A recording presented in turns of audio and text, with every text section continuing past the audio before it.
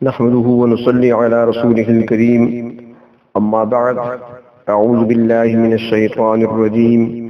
بسم الله الرحمن الرحيم وظللنا عليكم الغمام وأنزلنا عليكم المن والسلوى كلوا من طيبات ما رزقناكم وما ظلمونا ولكن كانوا أنفسهم يظلمون صدق الله مولانا العظيم مولاي صل وسلم دائما ابدا على حبيبك خير الخلق كلهم۔ آج درس نمبر 50 ہے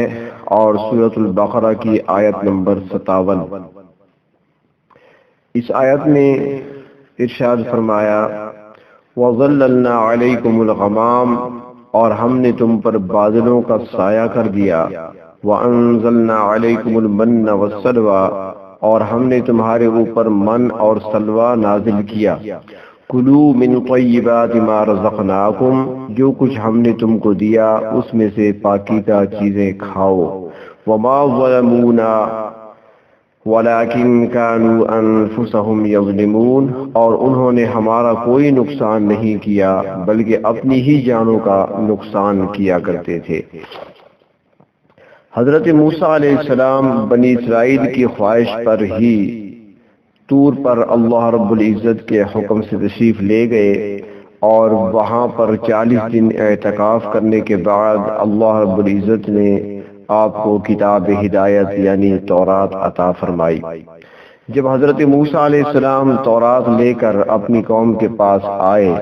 اور قوم کو کتاب یعنی تورات پڑھ کر سنانا شروع کر دی، تو وہ کہنے لگے کہ جب تک ہم اللہ تعالیٰ کو اپنی آنکھوں سے نہ دیکھ لیں اس وقت تک ہم آپ کی تصدیق نہیں کر سکتے۔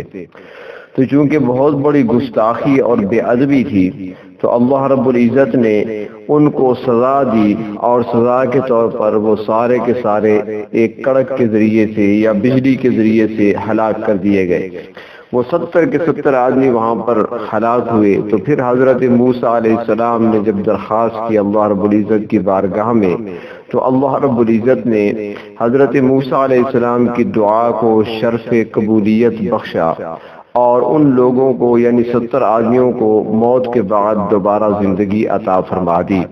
ان لوگوں نے دوبارہ زندہ ہو کر اقرار کیا کہ ہم ہی غلطی پر تھے، ہمیں ایسی گستاخی نہیں کرنی چاہیے تھی کہ اللہ تعالیٰ کو اپنی آنکھوں سے دیکھنے کا مطالبہ کرتے۔ اس کے بعد انہوں نے قوم میں آ کر گواہی دی کہ بے شک ہم نے خدا تعالیٰ کا کلام سنا ہے، اور اللہ تعالیٰ نے فرمایا ہے کہ میں نے موسیٰ علیہ السلام کو کتاب عطا کی ہے، اے بنی اسرائیل اس پر عمل پیرا ہو جاؤ۔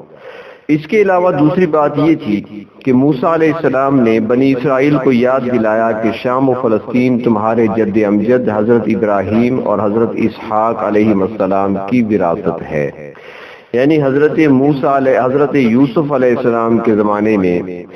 بنی اسرائیل یعنی حضرت یوسف علیہ السلام اور ان کا خاندان جو تھا وہ یہاں مصر میں آ گئے تھے، فلسطین کو چھوڑ کر یہاں پر منتقل ہو گئے تھے، اور پھر یہ عرصہ انہوں نے کئی صدیاں یہاں پر گزاری۔ تو ان کے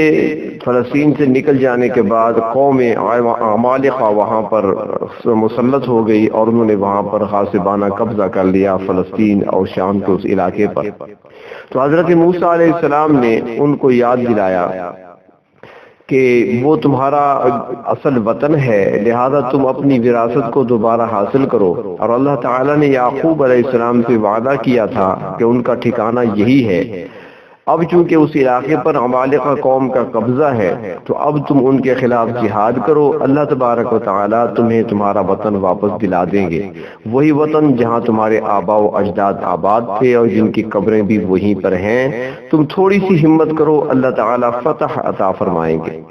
بنی اسرائیل مسلسل غلامی کی وجہ سے بزدل ہو چکے تھے، اور ان میں طرح طرح کی خرابیاں پیدا ہو چکی تھیں، ان کے ضمیر مردہ ہو چکے تھے، اس لیے وہ جہاد پر آمادہ نہیں تھے۔ یہ غلامی کا اثر تھا جس کی وجہ سے ان کے اخلاق درست نہیں رہے تھے، اور دوسری طرف قوم عمالقہ بہت سخت لوگ تھے۔ جب بنی اسرائیل نے ان کی جرأت و شجاعت کے کارنامے سنے تو ان کے حوصلے مزید پست ہوئے۔ کہنے لگے ہم جہاد نہیں کر سکتے۔ موسیٰ علیہ السلام نے بڑا سمجھایا کہ تم صرف کمر ہمت باندھو، اللہ تعالیٰ ضرور فتح عطا فرمائیں گے۔ اور سورۃ مائدہ کے اندر یہ تفصیلات ساری کی ساری موجود ہیں کہ یہ قوم کسی طرح جہاد پر آمادہ نہ ہوئی تو نتیجہ یہ نہیں ہوا کہ اللہ تعالیٰ نے انہیں سزا میں مبتلا کیا اور 40 سال تک اسی صحرا کے اندر نظر بند رہے۔ یتیہون فی الارض فلا تأس علی القوم الفاسقین، اور فرمایا کہ اے موسیٰ یہ فاسق لوگ ہیں، ان پر افسوس نہ کریں، یہ اسی سرزمین میں حیران و پریشان پھرتے رہیں گے، اس صحرا سے باہر نہیں نکل سکیں گے، نیز یہ کہ یہ ساری نسل یہیں ختم ہو جائے گی، نئی نسل کا نیا خون آئے گا تو ان میں جذبہ جہاد بیدار ہوگا۔ چنانچہ ایسا ہی ہوا، حضرت موسیٰ علیہ السلام، حضرت ہارون علیہ السلام وہیں پر وفات پا گئے۔ پرانی نسل کے وہ لوگ جنہوں نے فرعون کی غلامی کا دور دیکھا تھا وہ آہستہ آہستہ ختم ہو گئے۔ 70 سال کے بعد نئی نسل نے عالم جہاد بلند کیا اور شام و فلسطین کو فتح کیا۔ لیکن بنی اسرائیل کی تمام تر نافرمانیوں کے باوجود اللہ تبارک و تعالی ان کو انعامات سے نوازتا رہا۔ اسی وادی میں یعنی اسی صحرا میں نظر بندی کے دوران بھی اللہ تعالی نے انہیں معاش اور زندگی کے اسباب معجزانہ طور پر عطا فرمائے۔ بنی اسرائیل خیموں میں اقامت پذیر تھے، جب خیمے پھٹ گئے تو ان کے لیے سورج کی گرمی سے بچنا مشکل ہو گیا۔ صحرا کی گرمی ایسی گرمی جو ہمارے ملک کی گرمی سے بھی کئی گنا زیادہ گرمی ہوتی ہے، تو اس حالت میں اللہ تعالیٰ نے ان پر ایک انعام یہ فرمایا وَظَلَلْنَا عَلَيْكُمُ الْغَمَامَ، یعنی اے بنی اسرائیل ہم نے تم پر بادلوں کا سایہ کر دیا۔ جب دن کے وقت دھوپ تیز ہوتی تو اللہ تعالیٰ بادلوں کو حکم دیتے، وہ بنی اسرائیل پر چھا جاتے اور اس طرح وہ دن کے وقت سورج کی تپش سے محفوظ رہتے۔ صحرائے سینا میں کھانے پینے کے لیے کوئی چیز میسر نہ تھی، نہ کھیتی باڑی اور نہ کوئی فصل، مگر 6,70,000 افراد کے لیے کھانے کے بغیر چارہ بھی نہ تھا۔ نسل بتدریج بڑھ رہی تھی اور کھانے پینے کی اشیاء کی ضرورت میں بھی اضافہ ہو رہا تھا، تو ان حالات میں اللہ رب العزت نے ان کے کھانے پینے کا انتظام اس طرح فرمایا کہ وَأَنزَلْنَا عَلَيْكُمُ الْمَنَّ وَالسَّلْوَىٰ، اے بنی اسرائیل ہم نے تم پر من اور سلوہ نازل کیا۔ من کا لفظی معنی احسان ہوتا ہے، سورۃ حجرات میں آتا ہے یمنون علیک ان اسلموا، آپ پر احسان جتلاتے ہیں کہ وہ ایمان لے آئے ہیں۔ تو من کا معنی ہوتا ہے احسان بھی ہوتا ہے، لیکن من میں یہ معنی پوشیدہ ہے کہ اللہ تعالیٰ نے بغیر کسی محنت و مشقت کے احسان کے طور پر انہیں کھانا مہیا کیا۔ کوئی کھیتی باڑی نہیں کرنی پڑی اور نہ ہی کوئی دوسرا کاروبار کرنا پڑا، بلکہ اللہ تعالیٰ نے بالکل مفت میں ان کے لیے کھانے کا بندوبست کر دیا۔ اور من ایک قسم کے دانے ہوتے ہیں دھنیا کے دانے کی طرح، اور یہ نہایت شیریں مادہ تھا جو رات کو بنی اسرائیل کے خیموں یا دوسری رہائش گاہوں کے قریب برس جاتا تھا، یعنی آسمان سے برستا تھا، اور اس کی مقدار اس قدر کافی ہوتی تھی کہ ہر ایک فرد کو ایک سیر کے قریب میسر آ جاتا تھا، یعنی ایک سیر فی کس کے حساب سے ان کو روزانہ ملتا تھا۔ صبح اٹھتے تھے اور یہ دانے اکٹھے کر لیتے تھے، یہ ان کی 24 گھنٹے کی خوراک کے لیے کافی ہوتا تھا۔ چونکہ ہفتے کے روز چھٹی ہوتی تھی اس لیے جمعہ کے دن 2 دن کی خوراک مل جاتی تھی۔ من کے دانوں میں خاص قسم کی ایک شکر ہوتی ہے جو کہ حیات انسانی کے لیے بہت ضروری ہے۔ انسانی جسم کی حرارت کو برقرار رکھنے کے لیے شکر کا ہونا ضروری ہے، ورنہ انسان کا جسم ٹھنڈا ہو کر ختم ہو جائے گا۔ قدرت نے انسان کے جسم میں ایسا نظام پیدا کر دیا ہے کہ انسان جو بھی غذا استعمال کرتا ہے یہ جگر میں پہنچ کر شکر بن جاتی ہے۔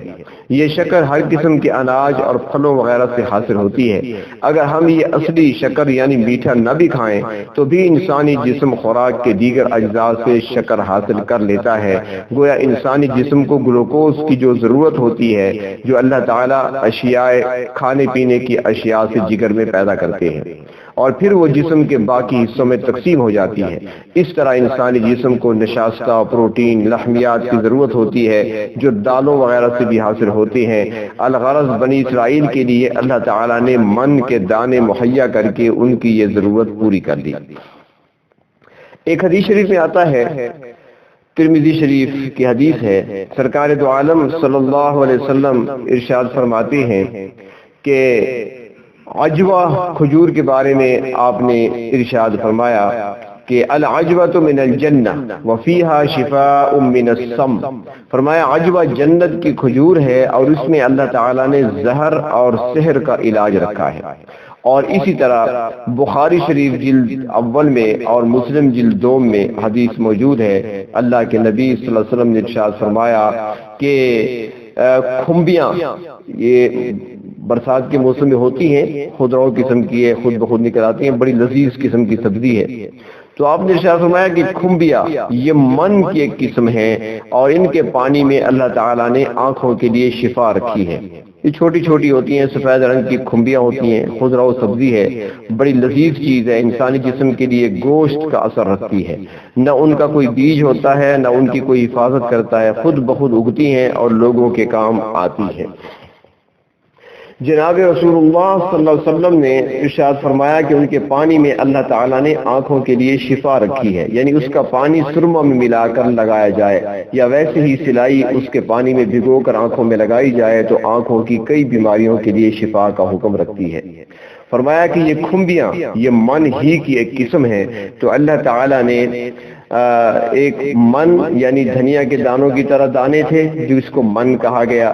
وہ بنی اسرائیل کو بطور خوراک کے عطا کیے، اور دوسرا فرمایا کہ سلوا،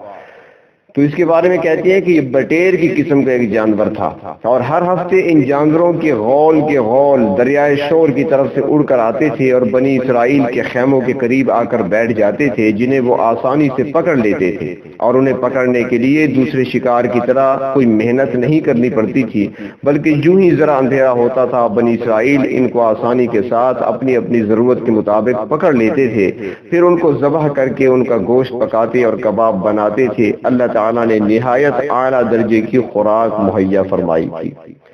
بادل کے سائے اور خوراک کی باہم رسانی کے علاوہ اللہ تعالیٰ نے بنی اسرائیل کو ایک اور نعمت بھی عطا کی تھی۔ تفسیری روایتوں میں آتا ہے، تفسیر عزیزی میں ہے کہ ایک بہت بڑا ستون نما راڈ تھا جس سے بنی اسرائیل روشنی حاصل کرتے تھے۔ رات کے وقت یہ راڈ چمک اٹھتا تھا جس سے اس قدر روشنی میسر آ جاتی تھی کہ جو بنی اسرائیل کی ضروریات کے لیے کافی تھی۔ تو فرمایا کلوا من طیبات ما رزقناکم، اے بنی اسرائیل کھاؤ پاک چیزیں جو ہم نے تم کو روزی دی ہیں، وما ظلمونا، اور انہوں نے ہم پر کوئی زیادتی نہیں کی، ولکن کانوا انفسهم یظلمون، بلکہ انہوں نے اپنی ہی جانوں پر ظلم کیا۔ بنی اسرائیل کو حکم یہ تھا کہ کھانے پینے کی جو چیزیں ہم نے عطا کی ہیں انہیں خوب کھاؤ پیو، مگر ان کا ذخیرہ نہ کرو، لیکن انہوں نے ذخیرہ کرنا شروع کر دیا، جس کا نتیجہ یہ نکلا کہ گوشت گلنے سڑنے لگا۔ مسلم شریف کی روایت میں آتا ہے، مسلم شریف جلد اول میں، کہ اللہ کے نبی صلی اللہ علیہ وسلم نے ارشاد فرمایا کہ اگر بنی اسرائیل ذخیرہ اندوزی کا ارتکاب نہ کرتے تو گوشت کبھی نہ گلتا سڑتا، مہینوں پڑا رہتا گوشت، نہ کبھی خراب ہوتا نہ کبھی گلتا نہ کبھی سڑتا، اگر بنی اسرائیل اس میں ذخیرہ اندوزی نہ کرتے، اللہ رب العزت کے حکم کی نافرمانی نہ کرتے، تو ان کی اس نافرمانی کی وجہ سے گوشت سڑنے لگا اور اس نعمت سے ہم محروم رہ گئے، یعنی گوشت کو رکھا جائے تو گل سڑ جاتا ہے، خراب ہو جاتا ہے۔ اس طرح گویا انہوں نے خود اپنا نقصان کیا۔ اللہ تعالیٰ فرماتے ہیں ہم پر کوئی ظلم نہیں کیا بلکہ خود اپنی جانوں پر ظلم کے مرتکب ہوئے۔ اللہ تعالیٰ نے بنی اسرائیل پر بڑے انعام کیے، ان کی نافرمانی اور معصیت کی وجہ سے طرح طرح کی آزمائشیں بھی آتی تھیں، اس کے باوجود یہ لوگ سرکشی میں مبتلا ہوئے، جہاد کا انکار کیا، نبی کی تکذیب کی، اس کو ستایا، اس کے باوجود اللہ تعالیٰ نے ان کی خوراک کا غیر معمولی انتظام فرمایا۔ پانی کی ضرورت پیش آئی تو جیسا کہ آگے آئے گا وہ بھی ان کو مہیا فرما دیا۔ تو اللہ تبارک و تعالیٰ نے ہمیں بھی ایسی نعمتیں عطا فرمائی ہیں کہ جن کو اگر ہم شمار کرنا چاہیں تو شمار نہیں کر سکتے۔